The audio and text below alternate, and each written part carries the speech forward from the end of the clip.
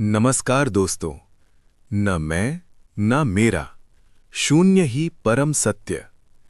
ये प्रश्न सुनते ही मन जैसे ठहर जाता है, क्योंकि अब तक जो कुछ हमने जाना, समझा या माना, वो सब अचानक संदिग्ध हो उठता है। अद्वैत वेदांत में यही वो क्षण है जहां विचार, मनन अपने अंतिम किनारे पर पहुंच जाता है और मौन, शांति का द्वार खुलने लगता है।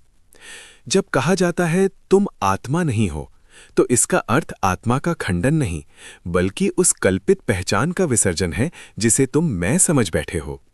जो तुम आत्मा शब्द से पकड़ने की कोशिश कर रहे हो, वो भी एक वृत्ति, मानसिक धारणा बन चुकी है।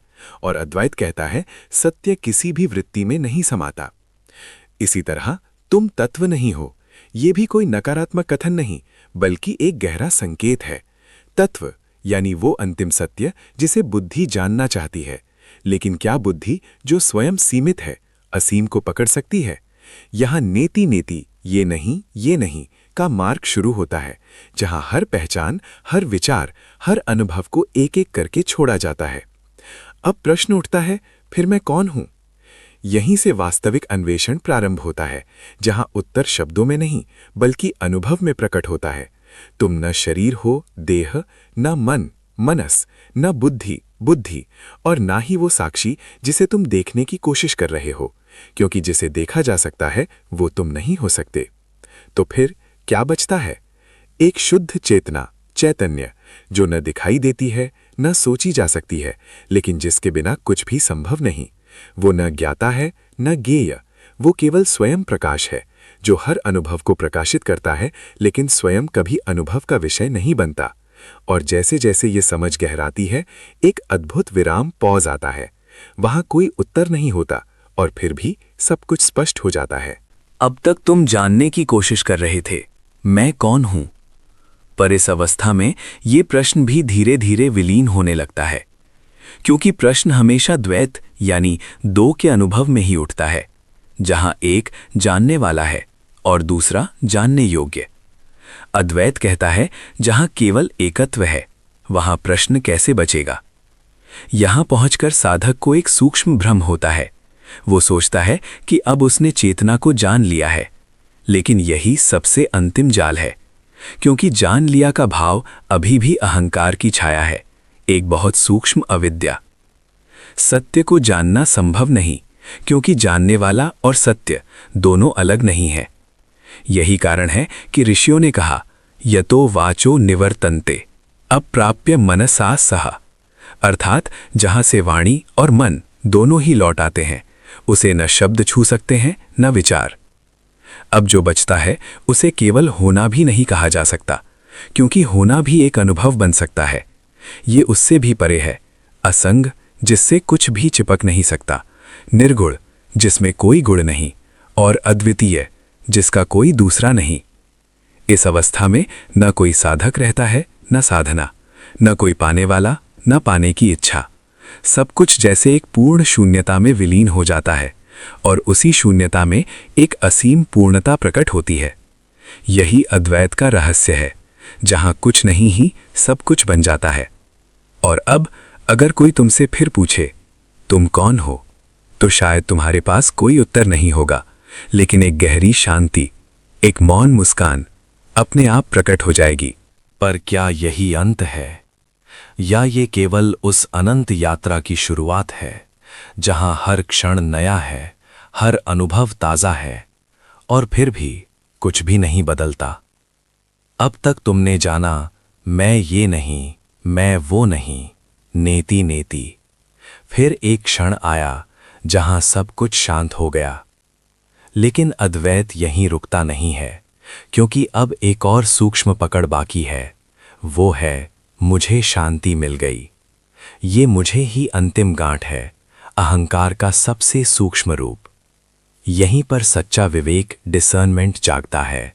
ध्यान से देखो, जो कह रहा है मैं शांत हूं, क्या वो भी एक विचार नहीं है? और अगर वो विचार है तो वो भी तुम नहीं हो सकते। तब क्या बचता है? न शांति, न अशांति, न अनुभव, न अनुभव करने वाला, केवल एक निरपेक्ष सत्ता, एब्सोल्यूट प्रेजेंस। जिसे शब्दों में बांधना असंभव है। उपनिषदों ने इसे कहा सत्यम ज्ञानम अनंतम ब्रह्म। पर ये भी केवल संकेत हैं, सत्य नहीं। क्योंकि जैसे ही तुम इसे पकड़ने की कोशिश करते हो, वो फिर एक कल्पना, इमेजिनेशन बन जाती है। इसलिए अद्वैत का अंतिम रहस्य ये नहीं कि तुम कौन हो, बल्कि ये है कि जिसे जानने की कोशिश हो रही है वही भ्रम है। और जैसे ही ये बात भीतर उतरती है, एक गहरा विसर्जन होता है, जहां तुम कुछ बनने की कोशिश नहीं करते, कुछ जानने की कोशिश नहीं करते। बस जो है उसे बिना नाम दिए, बिना समझे वैसा ही रहने देते हो। यही है स्वरूप स्थिति, अपने वास्तविक स्वरूप में स्थित होना। अब यहां कोई यात्रा नहीं है, कोई लक्ष्य नहीं है, कोई साधना नहीं है। फिर भी जीवन चलता है, शरीर कार्य करता है, विचार आते जाते हैं, लेकिन भीतर एक अचल साक्षित्व, प्योर अवेयरनेस बना रहता है, जो कुछ भी नहीं करता, पर सब कुछ उसी में घटित होता है। और शायद यही वो बिंदु है जहां प्रश्न पूरी तरह गिर जाता है। अब न तुम बचे हो, न तुम्हारा उत्तर, केवल वही जो हमेशा से था और हमेशा रहेगा। अब तक तुमने हर परत को देखा, देह, मन, बुद्धि, यहां तक कि साक्षी भाव भी, और हर बार ये जाना कि ये मैं नहीं हूं। लेकिन अब जो स्थिति है उसमें ये कहने वाला भी नहीं बचता कि मैं नहीं हूं, क्योंकि कहने वाला ही विलीन हो चुका है। यही अद्वैत अपने चरम पर पहुंचता है। ये कोई उपलब्धि नहीं है, क्योंकि पाने वाला ही नहीं रहा। ये कोई अनुभव नहीं है, क्योंकि अनुभव करने वाला ही समाप्त हो गया। ये कोई अवस्था नहीं है, क्योंकि हर अवस्था आती जाती है और ये नित्य है। इसे ऋषियों ने कभी तुरीय कहा। जागृत, स्वप्न और सुषुप्ति, इन तीनों से परे चौथा। पर वास्तव में ये चौथा भी नहीं है, क्योंकि ये हर अवस्था में सदैव उपस्थित है। ये वही है जो अभी भी इस शब्द को पढ़ रहा है, लेकिन जिसे पढ़ा नहीं जा सकता। एक क्षण के लिए रुक कर देखो, क्या तुम इस होने को देख सकते हो, या ये हमेशा से बस है, बिना किसी प्रयास के? यही है स्वयं सिद्ध सत्य, जिसे न प्रमाण की आवश्यकता है न तर्क की। और अब कोई साधना शेष नहीं रहती, सिर्फ एक सहज स्थित प्रज्ञता, इनर स्टिलनेस रह जाती है, जहां जीवन चलता रहता है पर भीतर कुछ भी नहीं हिलता।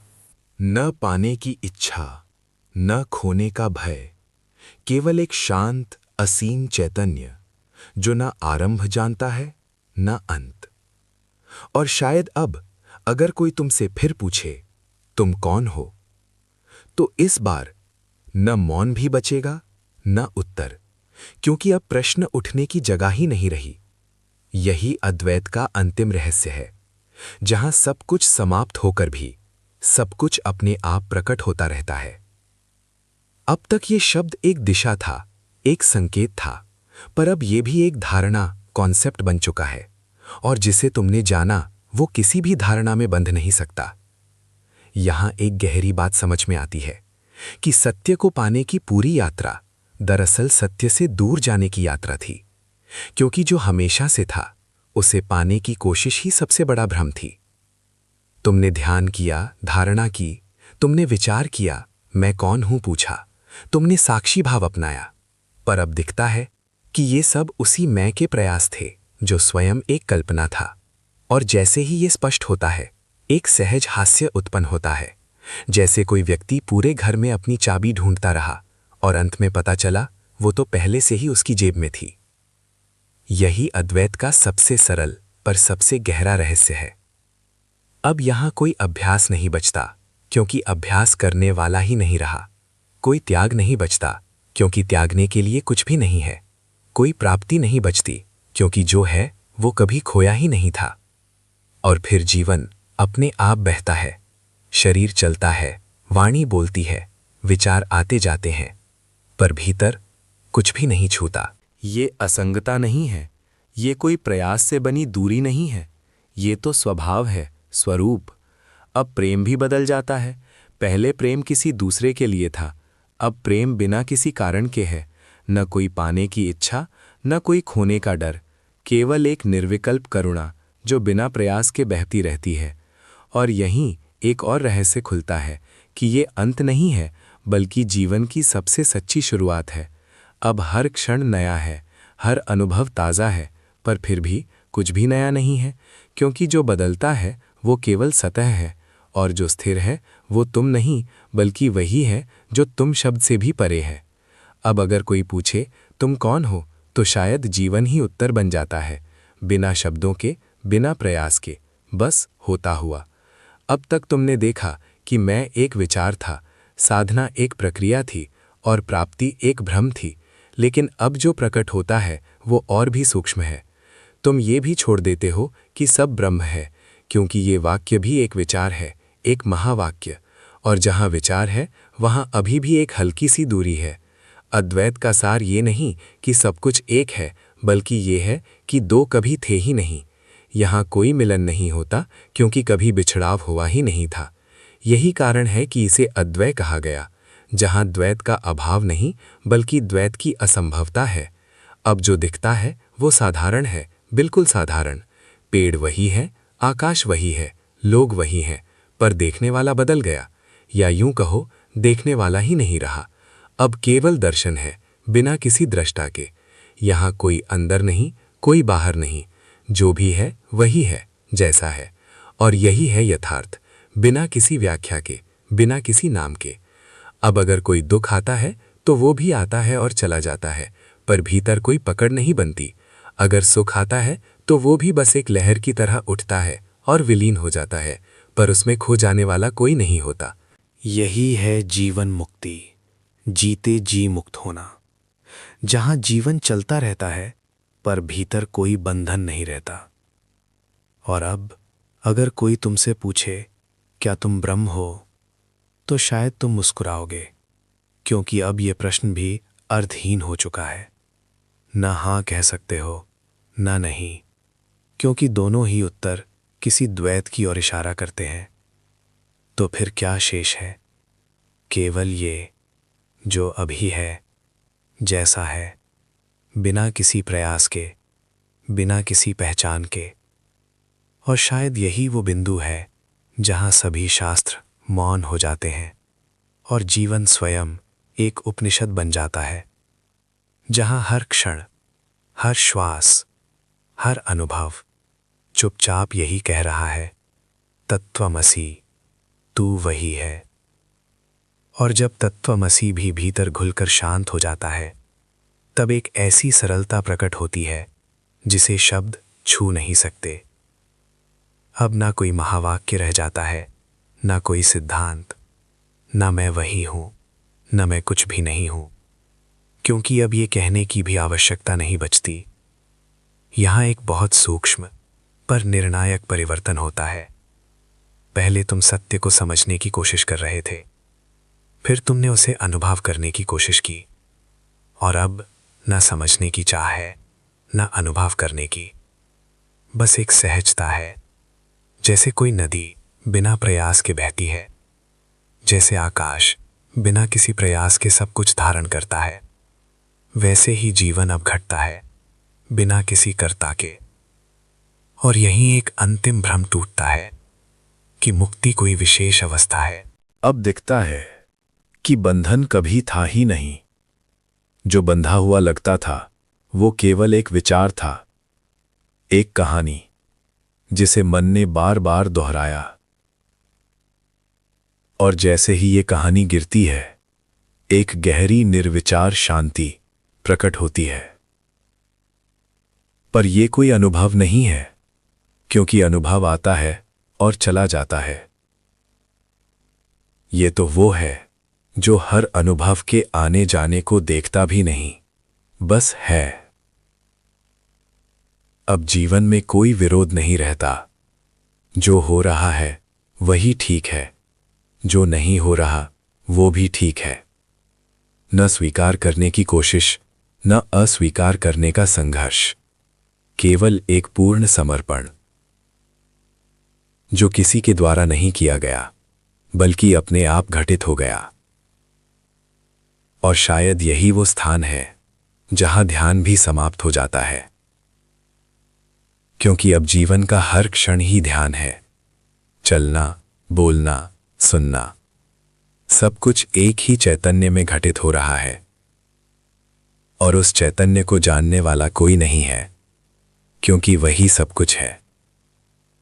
अब अगर कोई पूछे, क्या तुम जाग गए हो, तो शायद एक हल्की सी मुस्कान आएगी, क्योंकि अब जागना और सोना भी दो अलग अवस्थाएं नहीं रहीं। सब कुछ उसी एक में उठता है और उसी में विलीन हो जाता है, बिना किसी चिन्ह के, बिना किसी पहचान के।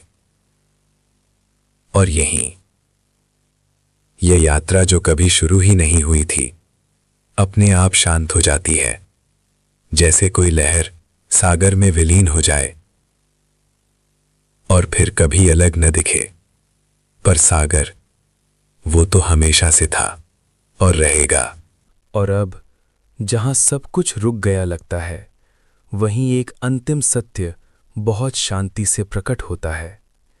तुमने इस पूरी यात्रा में हर चीज को छोड़ा, नाम, रूप, विचार, पहचान, यहां तक कि मैं को भी। पर क्या सच में कुछ छोड़ा गया, या केवल एक भ्रम, इल्यूजन अपने आप गिर गया? यही सबसे सूक्ष्म बिंदु है, क्योंकि अब दिखता है कि न कभी बंधन था, न कभी मुक्ति हुई। ये पूरा खेल केवल माया का था, जो आता है, दिखता है और अपने आप विलीन हो जाता है। और जो ये सब देख रहा था, वो भी कोई व्यक्ति नहीं था, वो तो केवल चैतन्य था, जो न करता है न अनुभव करता है, फिर भी सब कुछ उसी में घटित होता है।